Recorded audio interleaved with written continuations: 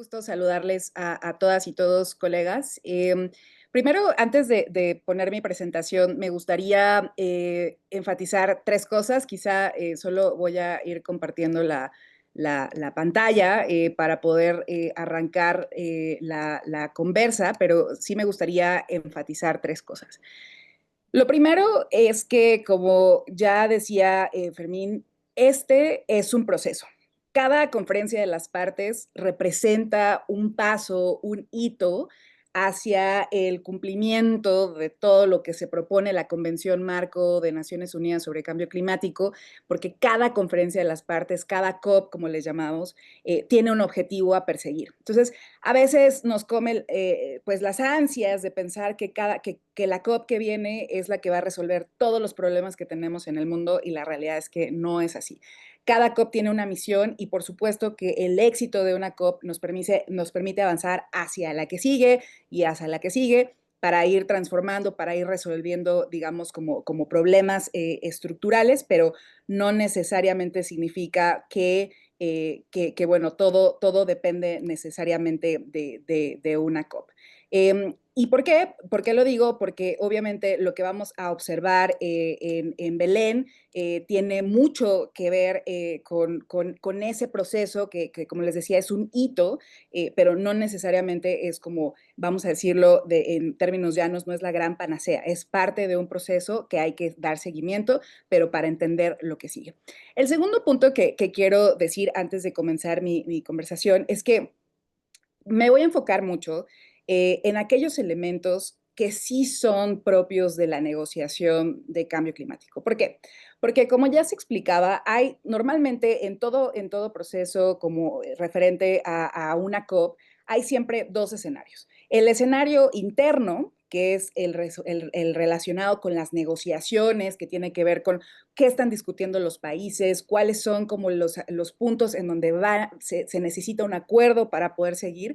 Y luego tenemos el proceso externo, que son aquellas propuestas o mecanismos o alianzas que sí que ayudan, digamos, a empujar el proceso, pero que no tienen que ver necesariamente con la negociación.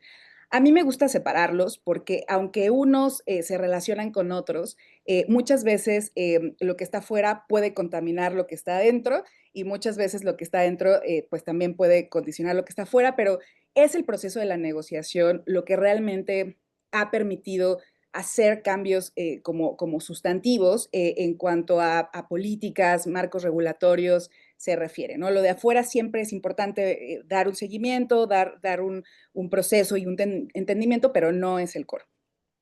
Y por el otro lado, finalmente, lo que voy a enfocarme es en entender una cuestión. A partir de la firma del Acuerdo de París, que se dio en 2015, que como ustedes saben es este gran acuerdo internacional en materia de cambio climático, todo lo que viene después de París es un proceso de implementación. Es decir, el gran acuerdo ya existe, es París. Y París lo que nos está diciendo es que tenemos que hacer compromisos nacionalmente determinados, que tenemos que impulsar políticas nacionales de adaptación, que tenemos que impulsar varios procesos. Pero para lograrlo necesitamos una serie de políticas, necesitamos los medios, los famosos medios de implementación, que incluyen tres: creación de capacidades, transferencia de tecnología y financiamiento. Entonces, si bien la COP29 se consideró la COP de financiamiento, en realidad todas las COPs a partir de París tienen un gran elemento de financiamiento, porque ese es un eje condicionante de la acción climática. Por eso, lo que voy a hacer en este momento es contarles cuáles son cada una de esas piezas de este paquete de financiamiento climático que va a tener que ver en esta COP, porque cada COP tiene algunas piezas de financiamiento, algunas COPs tienen un elemento o dos, algunas tienen más. Este tiene muchos elementos, pero me voy a enfocar en cuatro de ellos para que ustedes puedan tener como un poco esa película. Entonces, primero, es importantísimo regresarnos a un aspecto fundamental, y es que el Acuerdo de París tiene dos elementos sustantivos sobre lo que es el financiamiento climático o referente al financiamiento climático. Lo primero que nos dice en el artículo 2.1c, recordemos que el artículo 2.1c es lo que llamamos el corazón del Acuerdo de París. Es en donde nos dicen cuáles son los grandes objetivos que el mundo debe perseguir. Y en este artículo 2.1c que habla de que, o sea, el acuerdo busca la aplicación o la implementación de la convención, incluido el logro de los objetivos para reforzar la respuesta mundial a la amenaza del cambio climático, entre otras cosas, logrando una estabilización de la temperatura que está en el artículo 2.a, que tiene 2.1a, que tiene que ver con pues esto de evitar un incremento de más de 1.5 grados o 2 grados centígrados, idealmente 1.5, y el 2.1b se refiere a la meta global de adaptación. Pero es el punto 2.1c, o el tercer punto del corazón del acuerdo, que habla de que para alcanzar todo lo anterior, la reducción de emisiones y lograr la adaptación, tenemos que alcanzar una armonización de los flujos de financiamiento. Entonces, lo que dice el artículo 2.1c es que tenemos que situar todos los flujos de financiamiento en un nivel compatible con un desarrollo resiliente al clima y de bajas emisiones. Entonces, esto es para ver, esto es un punto que nos dice el Acuerdo de París. ¿Cuál es el segundo punto que nos dice el Acuerdo de París? Es el famoso artículo 9. Y este artículo 9, puse aquí algunas referencias, pero van a ver, voy a mencionar algunas de las más importantes. Entonces, en el artículo 9 se refiere a aquellos compromisos que se refieren al apoyo a los países en desarrollo. Entonces, en el artículo 9.1, por ejemplo, dice que son los países desarrollados los que deberán proporcionar financiamiento a los países en desarrollo. Entonces, háblese Estados Unidos, el Reino Unido, los países de la Unión Europea deben apoyar a los países en desarrollo en sus acciones de mitigación.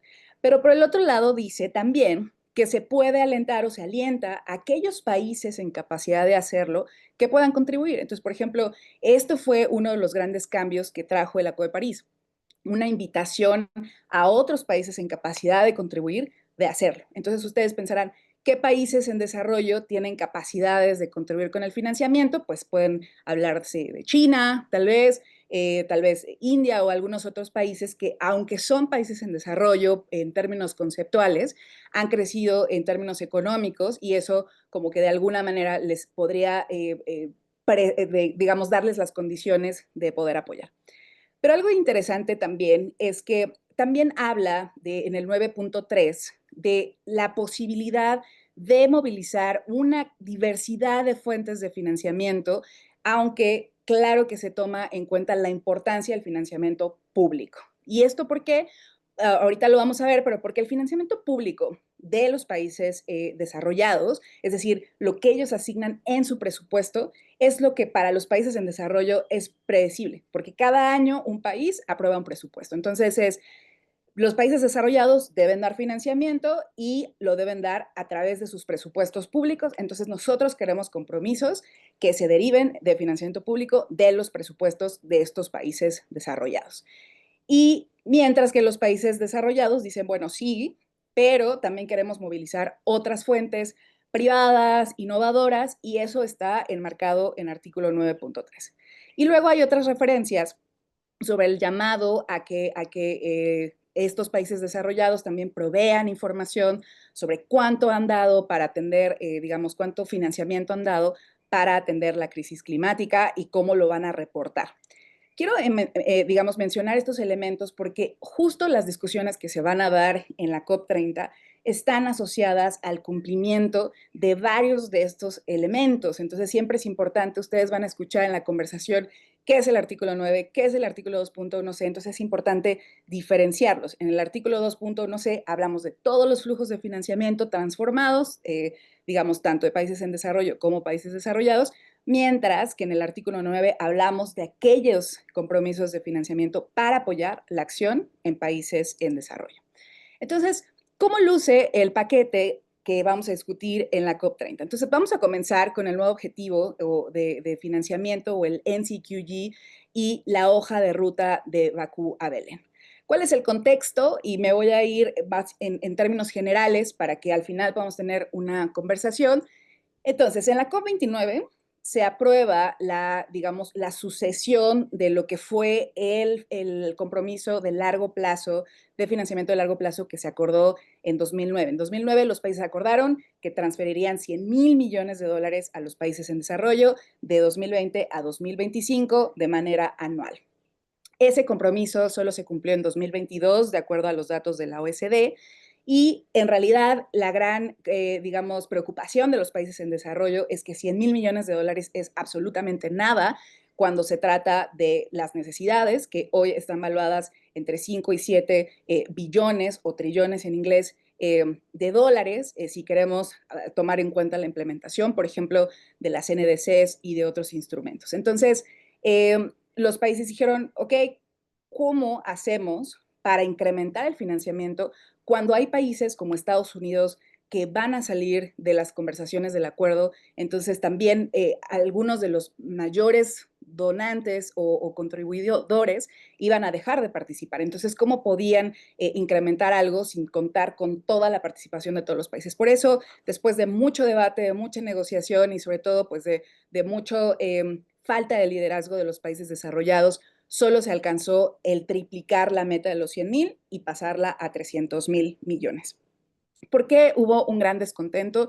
Se pueden imaginar que pasar de 100,000 a 300,000 en más de 10 años, es decir, tuvieron más de 10 años para alcanzar los 100,000, no lo alcanzaron y lo único que se comprometieron fue a los 300, cuando la brecha está valuada en trillones, obviamente detonó una gran pues, frustración y por eso se propuso una meta aspiracional, que es la de los 1.3 billones o trillones en inglés, en donde se propuso crear una ruta de movilización de financiamiento para decir, ok, la meta son 300,000, pero queremos llegar al 1.3. ¿Qué vamos a hacer para llegar a ese 1.3? Y sobre todo, ¿cómo vamos a lograr que ese 1.3 billones o trillones no sea solo basado en recursos que incrementan la deuda, sino esté basado en recursos que tengan instrumentos, digamos, como altamente concesionales, que estén basados en donaciones y que ayuden a que los países puedan ampliar su espacio fiscal y su capacidad de pago. Entonces, durante este año se hicieron dos procesos. Uno es el proceso del Círculo de Ministros, que seguramente muchos de ustedes escucharon, que fue un proceso que coordinó Brasil, sobre todo el Ministerio de Hacienda, y en realidad todo el mundo esperaba que este Círculo de Ministros de Finanzas fuera el que diseñara la ruta. Pero después se concluyó que no era el Círculo de Ministros el que iba a hacer ese diseño, que ellos solo iban a generar un insumo y que en realidad iban a ser los países, iba a ser la Cancillería o el Ministerio de Relaciones Exteriores el que iba a diseñar la ruta. Bueno, pues hoy es 30 de octubre, a una semana y media de la COP, y es momento que no conocemos la ruta, sabemos más o menos qué temas se van a discutir, pero no hay un borrador de la ruta. Se ha dicho que se va a presentar el 3 de noviembre, pero no hay tiempo, si lo presentan el 3 de noviembre, no hay tiempo para que los países debatan su contenido, para que las partes, tanto observadores como países, puedan reconocer qué sí hay, qué no hay y ayuden como a generar un intercambio sobre esta ruta. Entonces, ¿cuál es el debate más crítico? Por un lado, que los países, o sea, hay un debate entre países desarrollados y países en desarrollo. Entonces, el debate yace entre que los países en desarrollo, por ejemplo, quieren que el financiamiento que se provea a través de la ruta, tanto para los 300 como para el 1.3, sea primariamente público, que provenga de los presupuestos de los países desarrollados, mientras que los países desarrollados quieren que sea de todas las fuentes, ¿no? Para que ellos no tengan que cargar digamos, con esa presión de que solo ese financiamiento cuente. Ahora, ¿qué pasa en la COP? ¿O qué puede pasar? Hay dos escenarios. Puede llegar Brasil y vale decir que este documento lo tiene que diseñar la presidencia de Brasil con la presidencia de Azerbaiyán en consulta con los países, pero no necesariamente es un elemento que están construyendo en colaboración con todos los países. Mandaron a llamar insumos, pero en realidad solo es, digamos, responsabilidad primaria de Brasil y de Azerbaiyán. ¿Qué puede pasar? En un primer escenario es que Brasil y Azerbaiyán presenten la ruta y que la COP, que está representada por todos los países, acepten esta ruta y que entonces al aceptarla permitan de alguna manera no solo aceptarla, sino tomar alguna decisión para implementarla en el futuro. Ese es un escenario.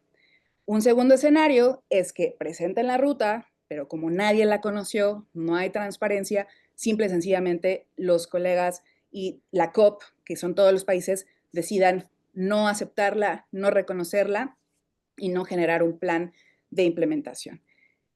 Un escenario positivo es que entonces Brasil sí logró trazar una ruta para movilizar financiamiento para el sur global.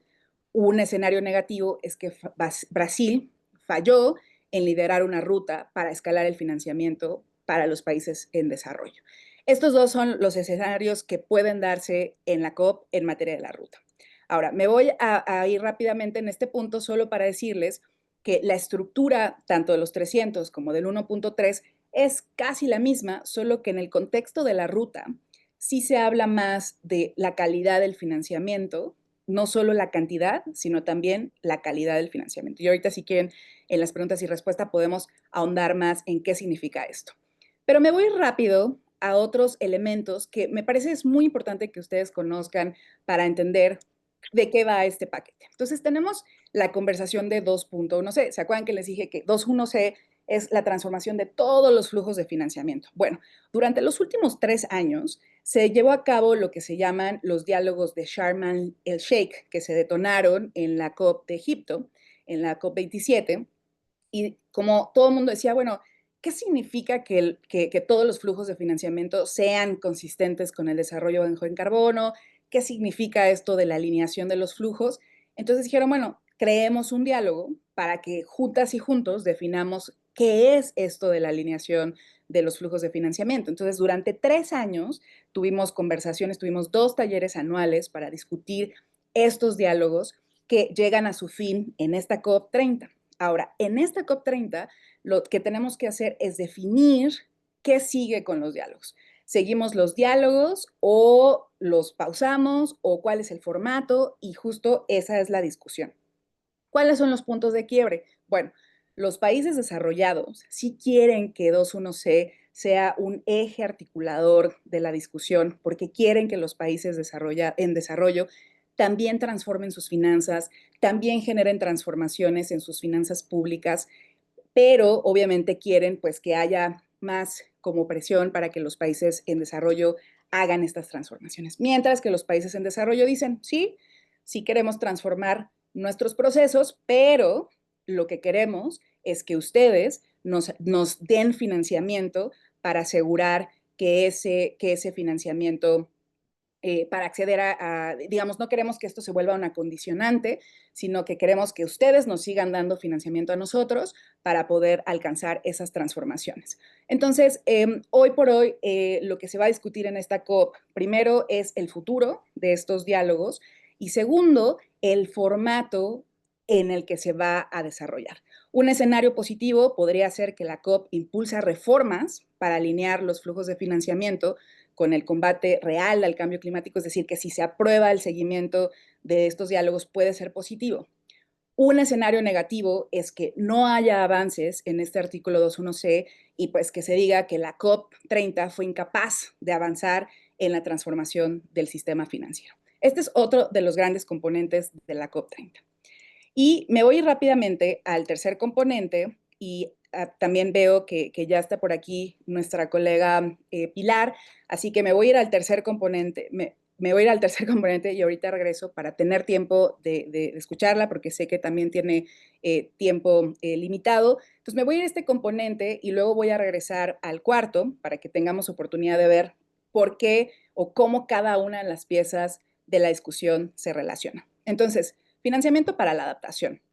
Financiamiento para la adaptación es uno de los puntos clave del corazón, podríamos decir, de las conversaciones, al menos como lo vemos desde la discusión interna, porque el financiamiento para la adaptación se da en el marco en el que actualmente se discute la meta global de adaptación. Entonces, ese va a ser como uno de los grandes hitos de la conversación en la COP 30. El problema fundamental o la razón por la que hay mucho, digamos, interés de que se siga impulsando el tema es que cuando se creó la nueva meta de financiamiento, todos esperábamos que iba a haber una submeta para adaptación. Una para adaptación, una para pérdidas y daños y una para mitigación, pero ese no fue el caso. Se acordó que esta nueva meta de financiamiento sería general y no se propuso una meta específica para adaptación cuando, de acuerdo al artículo 9, el financiamiento tiene que estar balanceado entre mitigación y adaptación.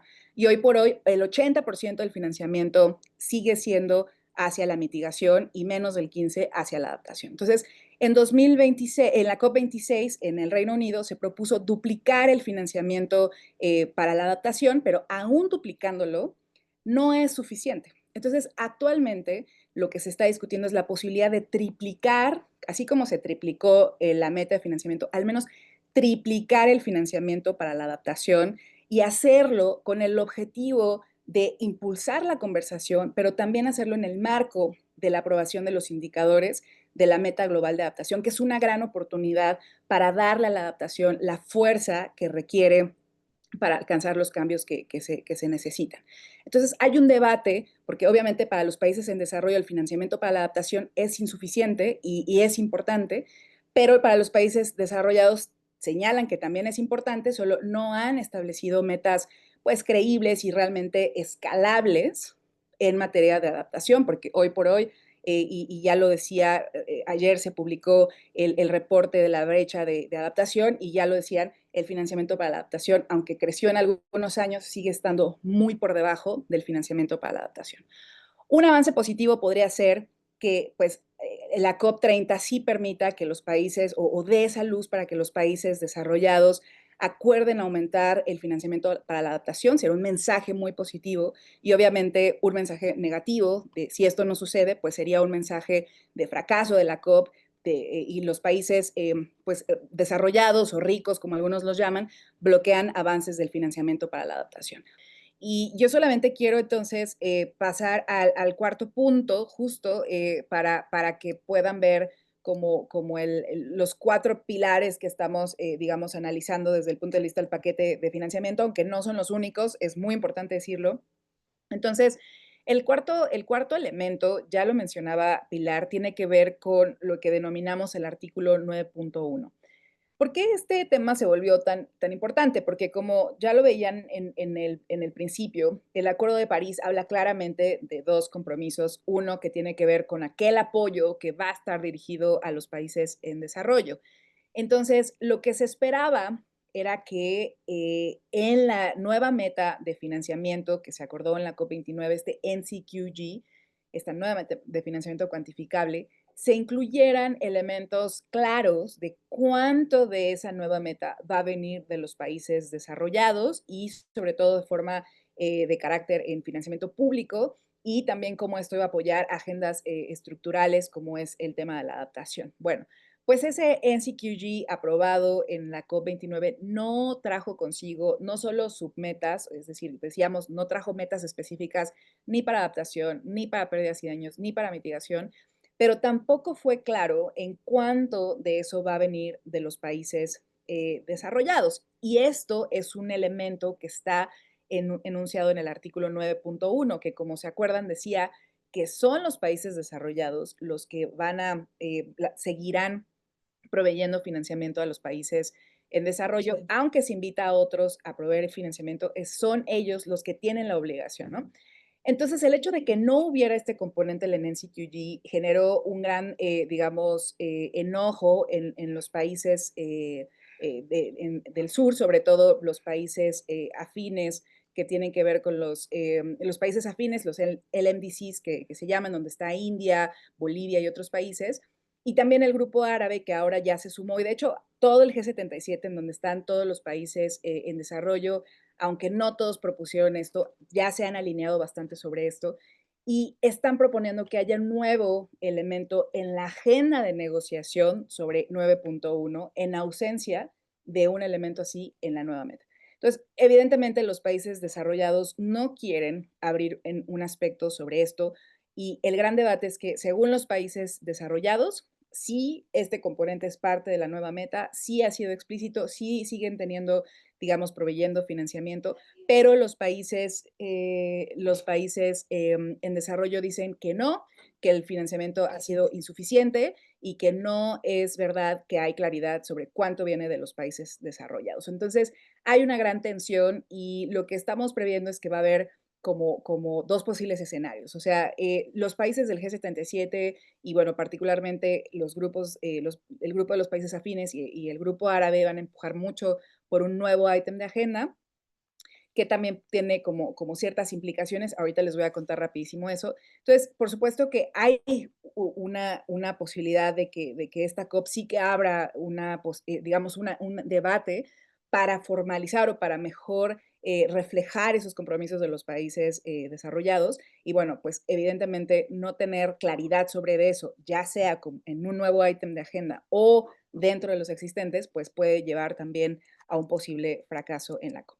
Y concluyo simple y sencillamente dejándoles una suerte de mapa de cómo los diferentes elementos se condicionan. ¿Por qué decimos que esto es una negociación? Porque al final del día, lo que algunos países quieren es diferente de lo que quieren los otros, entonces siempre hay como en inglés le llaman un trade-off, o sea, siempre hay algo que quieren, que queremos dar, siempre hay algo que queremos recibir, y entonces todos y cada uno de los pilares que les platiqué se conectan y se condicionan unos a otros. Entonces, si en la hoja de ruta de Bakú a Belén y la nueva meta de financiamiento no se reflejan los compromisos de provisión de los países desarrollados a los países en desarrollo, es decir, si no hay un compromiso claro de cómo van a apoyar los países desarrollados a los países en desarrollo, es muy posible que los países en desarrollo pugnen con mucha más fuerza la creación de un ítem de agenda que sí incluya estos temas, que sería 9.1.